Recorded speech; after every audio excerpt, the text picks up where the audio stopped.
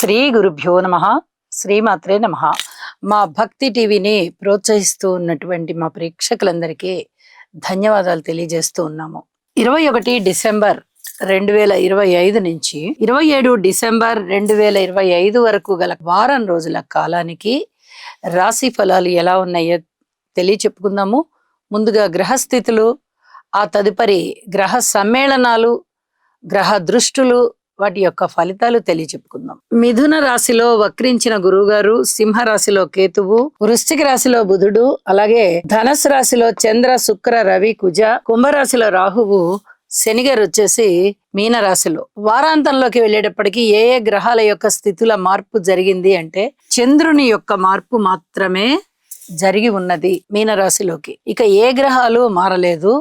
అయితే గ్రహాల సమ్మేళనాల యొక్క ఫలితాలని ముందుగా చూసినట్టయితే ధనస్సు రాశిలో చంద్ర, శుక్ర, రవి, కుజ 4 గ్రహాల చతుర్గ్రహ కూటమి అనేది ఒకటి జరుగుతూ దాని మీద శని గారి యొక్క దృష్టి ఉన్నది. ఇది చాలా చెప్పదగినటువంటి విశేషం. ఎక్కువగా ప్రజలలో భయాందోళనలు ఉండడానికి అవకాశం ఉన్నది. అలాగే వివాహేతర సంబంధాలు ఉన్న వాళ్ళు చాలా జాగ్రత్తగా ఉండాలి. మానసికంగా బలహీనంగా ఉన్నవారు చాలా జాగ్రత్తగా ఉండాలి. డాక్టర్స్ గాని, ఈ వైద్య వృత్తి వ్యాపార వ్యవహారాలలో ఉన్నటువంటి వారు కూడా కొన్ని రకాల జాగ్రత్తలు తీసుకోవాలి.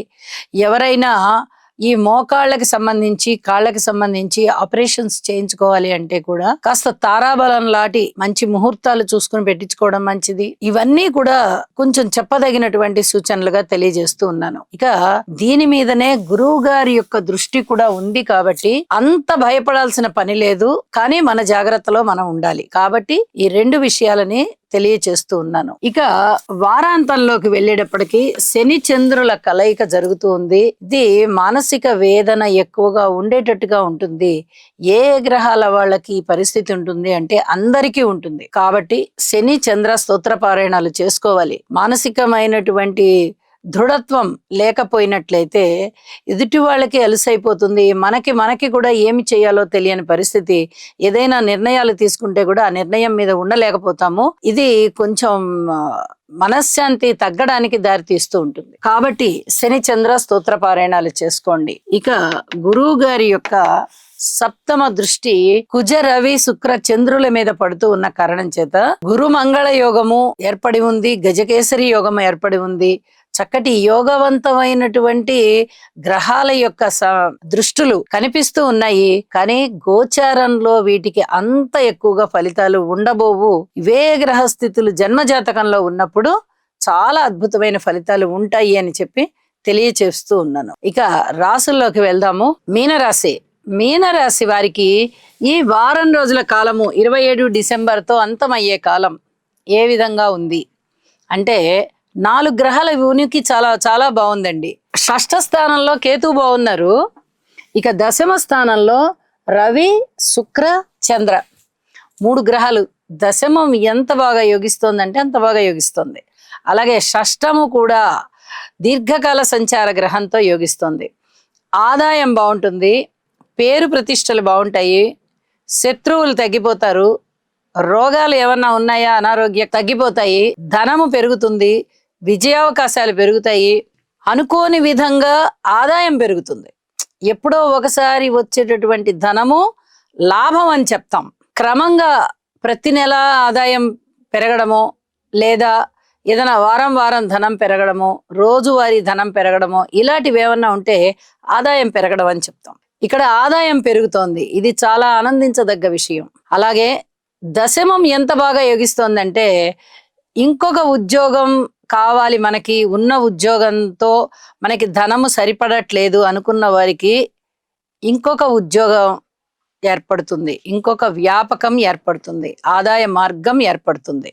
అలాగే లలిత కళలు చాలా బాగుంటాయి. మంచి పేరు ప్రఖ్యాతులు తెచ్చుకుంటారు. మీరు ఇప్పుడు చేస్తూ ఉన్నటువంటి వృత్తులలో ఇంకా గౌరవం పెరుగుతుంది. ఇది చాలా చెప్పదగినటువంటి సూచన. స్త్రీలు బాగుంటారు. విద్యార్థులు బాగుంటారు. ఉద్యోగస్తులు బాగున్నారు. అలాగే దూర ప్రాంత ప్రయాణాలు చేసేటప్పుడు ఆ ప్రయాణాలు బాగున్నాయి.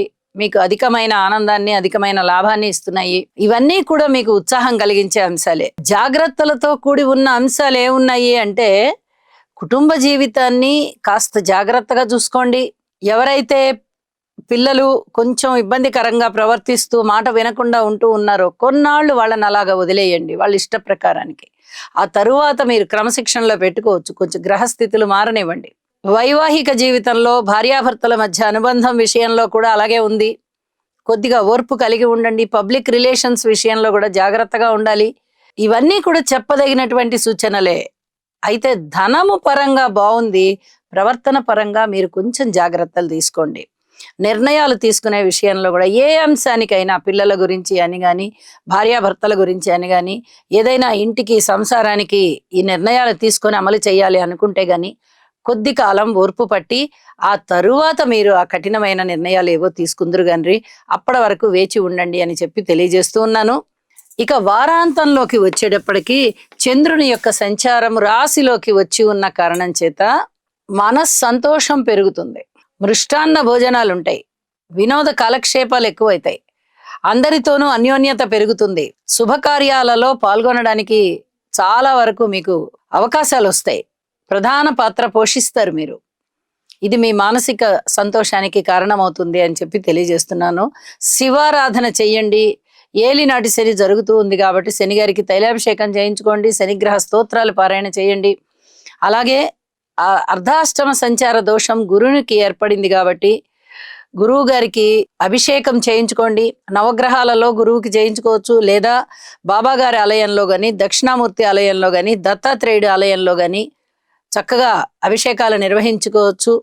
అలాగే శనగలు నివేదన చేసి ప్రసాదంగా భక్తులకి పంచిపెట్టండి. ఇది చెప్పదగినటువంటి సూచనగా తెలియజేస్తూ ఉన్నాను. శుభం. సర్వే జనా సుఖినో భవంతు.